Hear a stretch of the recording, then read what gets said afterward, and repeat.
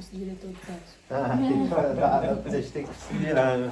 Legal. Então legal, gente. A gente está aqui hoje no IPTA, conhecendo esse órgão que tem a função de proteger o meio ambiente. Estamos conhecendo aqui o Maurício, que é o fundador, e a gente já estava aqui batendo um papo, ele estava contando para a gente vai continuar essa conversa. Paramos aonde? Eu te perguntei, você estava falando que o IPTA tem mais de quantos anos? Isso, tem quase 30 anos. Quase 30 anos. É. E como que começou o IPTA? O Instituto começou quando eu tinha 14 anos de idade e eu decidi criar uma organização para poder, vamos dizer assim, converter minha indignação em ato político, né? Fazer alguma coisa. Eu sempre fui um moleque meio, como é que eu posso dizer? Fazia parte do Grêmio Estudantil, fazia greve, manifestação, sempre fui meio, né, agitado. E aí sempre gostei de realizar coisas. Então desde pequeno, meu primeiro viveiro tinha 12 anos de idade. Eu pegava semente por aí, fazia um viveirinho em casa e tudo mais, né? E aí, em determinado momento, meu pai me levou para conhecer um poeta chamado Thiago de Mello, na Amazônia.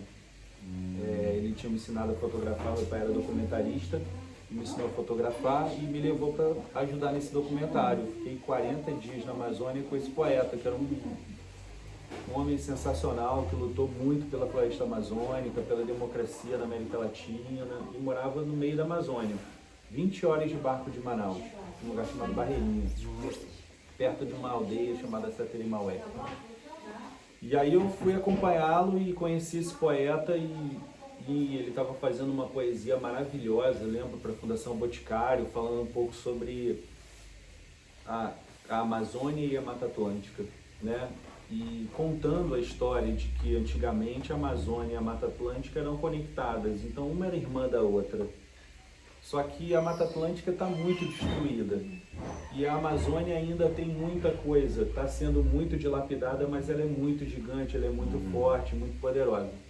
E era um diálogo entre as florestas, sabe? Nunca mais esqueci. E que a floresta amazônica falava para a Mata Atlântica que elas eram irmãs e que elas iam se ajudar, né?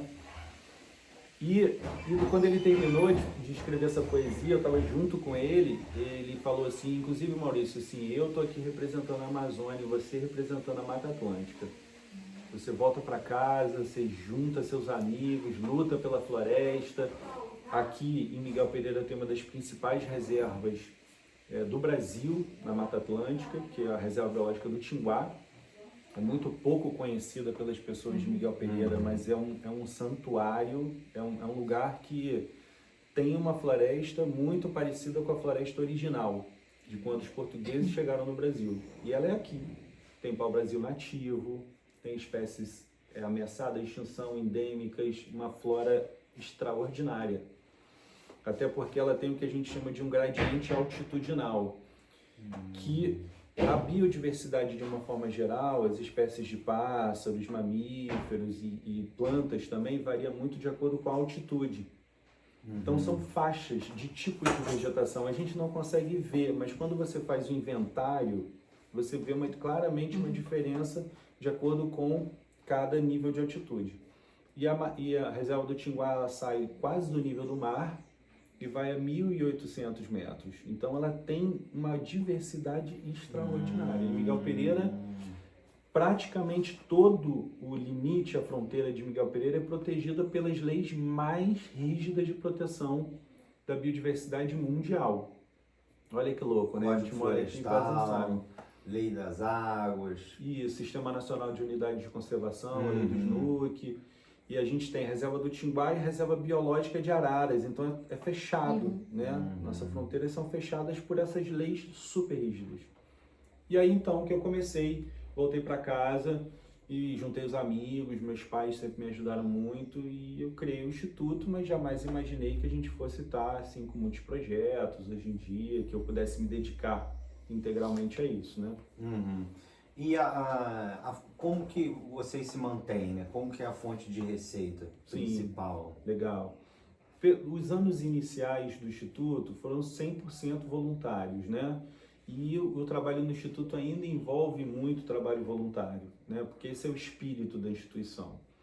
Mas a partir do, vamos botar assim, 5º, 7º ano, eu fui estudar e comecei a descobrir que existiam organizações como o ITPA em outros lugares do mundo e que tinha uma super estrutura de trabalho. E aí eu falei, bom, mas como é que isso funciona, né? E aí fui descobrir como é que se elaboravam projetos, como se captavam recursos em fundos. E hoje a gente tem financiamento público, privado, nacional, internacional, tudo que vocês possam imaginar através de uma política de captação de recursos, né? De projetos, entendeu? Não existe isenção, muita gente fala, quem doa para o ITPA tem isenção de imposto de renda, não tem uma lei que permita isso. Então, quem faz a doação faz de forma voluntária mesmo.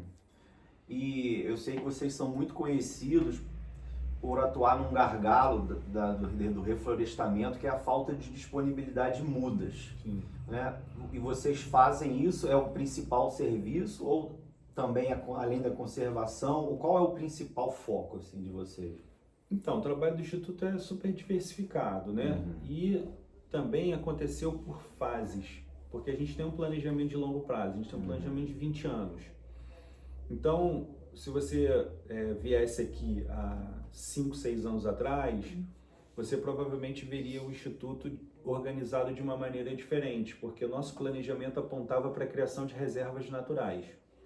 Ou seja, aonde tem floresta precisa ser protegido. Essa é a prioridade número 1, porque o reflorestamento, até atingir uma biodiversidade que tem uma floresta em estágio avançado de conservação, com 100, com 200, com 500, com 1000 anos, demora muito tempo.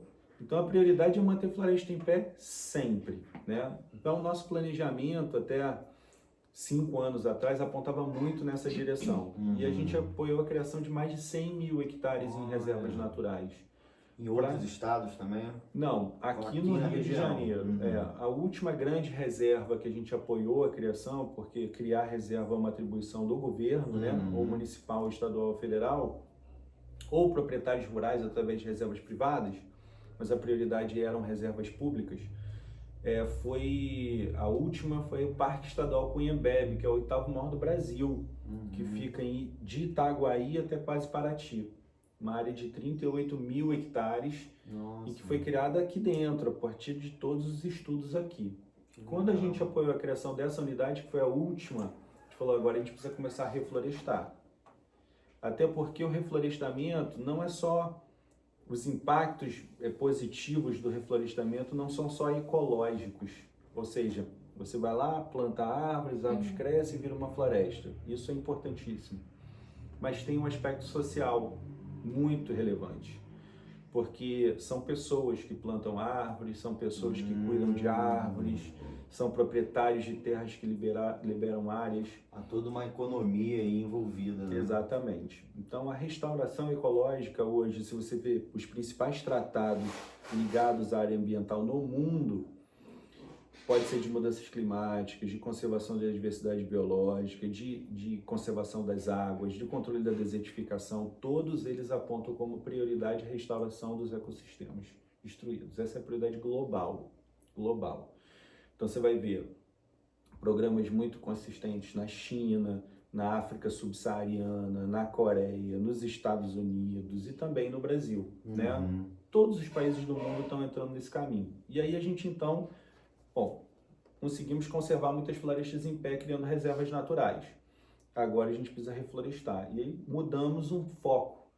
E aí estruturamos um viveiro, coleta de sementes, equipes de campo. E hoje a gente tem aí pelo menos umas 55 pessoas dedicadas ao reflorestamento.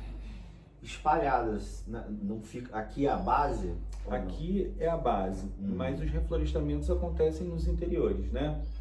Então, aqui em Miguel, por exemplo, a gente está plantando quase 500 milhão de árvores, mas numa área desconhecida da maioria da população, que é colado na reserva do Tinguá, num lugar entre um bairro chamado Lagoa das Lontras e Mangueiras. Conhece? É linda, mas fazendas muito do interior, assim, sabe? Formando corredores ecológicos, ampliando áreas de floresta e tudo mais. Então, E também tem um aspecto que é o seguinte, quando você contrata uma pessoa para reflorestar, normalmente essa pessoa trabalhava na destruição. Ou fazendo pecuária de baixa eficiência, botando fogo, cortando madeira, pegando passarinho, tudo que você pode imaginar. Então, quando você contrata essa pessoa, é como se você ganhasse 2 vezes. Porque você tira uma pessoa da destruição e bota para conservação. Entendeu? Então, realmente muda vidas. Muda vidas. Olha, muito interessante, né? E só pra gente finalizar, que tá chegando uma escola ali cheia de alunos, agora eu já até tinha feito uma pergunta anterior que eu já estou imaginando a resposta. Eu tinha perguntado por que esse órgão não se replica, né? Não tem vários IPTAs, mas na verdade eu já vi que tem, né? Que ele só, aqui é uma base, né? Isso. Então vocês não eu entendi. Eu pensava assim, vocês ficam, precisaria expandir esse local aqui, né? Não é bem assim. Não, aqui é onde produz muda, onde tem a base técnica administrativa, mas 90% da nossa força de trabalho está distribuída nas áreas de reflorestamento. Isso. Ó, a gente está plantando, hein? Nova Iguaçu, Itaboraí, Maricá, São Gonçalo, Pati do Alferes, Miguel Pereira, Engenheiro Paulo de Fronten, Paracambi. Nossa, tem uns 13 lugares que a gente está plantando hoje. Que impacto, né? Daqui de Você não tem uma noção, quando passa você não tem a noção da profundidade, né, do trabalho. Olha, Maurício, você é uma pessoa mesmo admirável, né? Faz por vontade, né? Não depende de poder público, isso, né? Já vi que você busca de todas as fontes. Olha, prazer te conhecer, né? Obrigado por nos receber aqui, tá? A gente vai fazer umas imagens aqui. E quem quiser ajudar, né? Quem estiver vendo, o que pode fazer para te ajudar nessa sua trajetória? Venho aqui, às vezes a pessoa tem algumas horas na semana que quer se dedicar a alguma coisa que faça sentido, né? Porque infelizmente muita gente acaba trabalhando e não trabalha muito no que gosta, do que ama, né? E tem uma poesia desse poeta, Thiago de Mello, meu padrinho da floresta, que ele falou para mim que é o seguinte, que o trabalho não é a pena do homem por viver, mas a forma que ele tem de fazer o mundo um lugar melhor. Entende? Então, se a pessoa está a fim de dedicar algum tempo da sua vida a ajudar a natureza, tá aqui, as portas estão abertas. Vem aqui, faça trabalho voluntário, ajude a gente no viveiro, no combate a incêndio, no que for necessário. Aqui é um espaço da cidadania ecológica. Perfeito. Vamos através da faculdade, dos recursos que nós temos lá, te ajudar nessa caminhada. Espero que hoje seja só o nosso primeiro encontro, nossa primeira atitude, nossa primeira ação junto. Vamos botar a mão na massa com você também. Maravilha. Tá bom, Maurício? Maravilha. Muito obrigado. Eu agradeço. Prazer. Obrigado, professor. Um prazer muito grande, Obrigado, tá? viu? Tô com a mão gelada aqui. A minha muito quente, minha mão muito quente. Mas vocês não querem dar uma voltinha? Vamos fazer.